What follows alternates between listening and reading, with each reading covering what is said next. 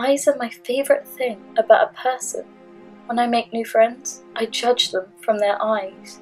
My biggest turn on? Eyes. Every perception I have about a person is all dependent on their eyes. I don't even mind it, it makes things simple. If you don't have nice eyes, I won't like you. And I don't have to judge personalities or past actions or anything, just eyes.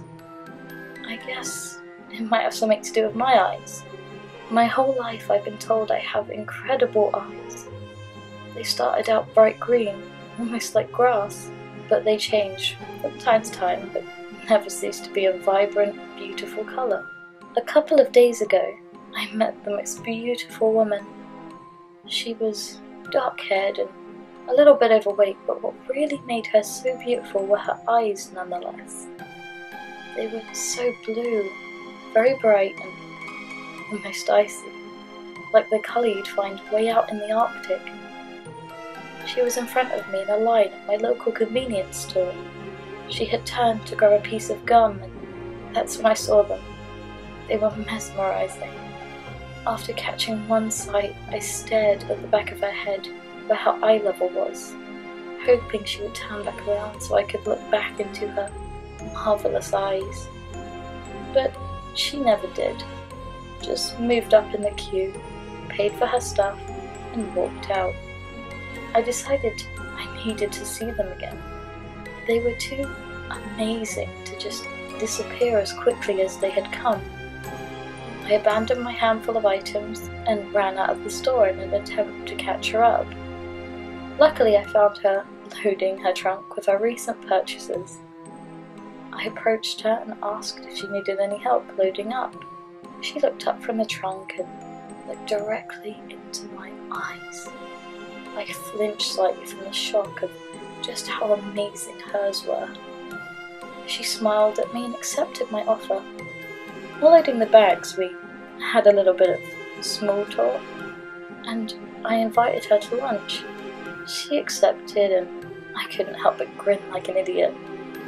I had begun to fall in love just because of her eyes. We went to a small cafe about half a mile from the store.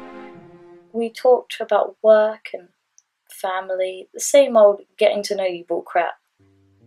We spent about 2 hours talking until a brief moment of silence elapsed. She stood up, saying that maybe it was time for her to go. It wasn't enough, though. I needed to look at her eyes some more. They were just so perfect. I desperately asked if she wanted to come back to my place and maybe watch the most recent Walking Dead I had recorded just days before. She smiled again, which widened her eyes, and again I felt my breath catch in my throat. It was almost too good to be true. We got to my place and I turned the TV on and poured a couple of drinks. We stretched out on my sofa and began to watch. I couldn't concentrate though. I kept looking over at her and those eyes. It was almost impossible to focus on anything else. At one point she noticed me staring at her and gave me a shy smile. I couldn't resist and asked her if she wanted to have any fun. She considered it for a second and then nodded. I jumped on her, and soon she had begun making so much noise. It was incredibly loud. I'm not good at much, but this is something I could be considered a bit of a professional at. But still she screamed and yelled and squirmed.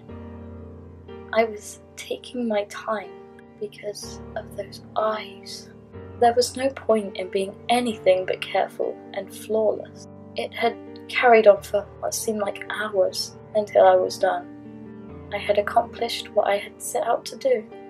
It took me less than a day to finish what I had been envisioning. Ever since I had seen her, I stared at myself in the mirror, satisfied. I gave myself a very confident smirk. But what caught my attention were my eyes. So blue, very bright, almost icy, like the colour you'd find way out in the Arctic.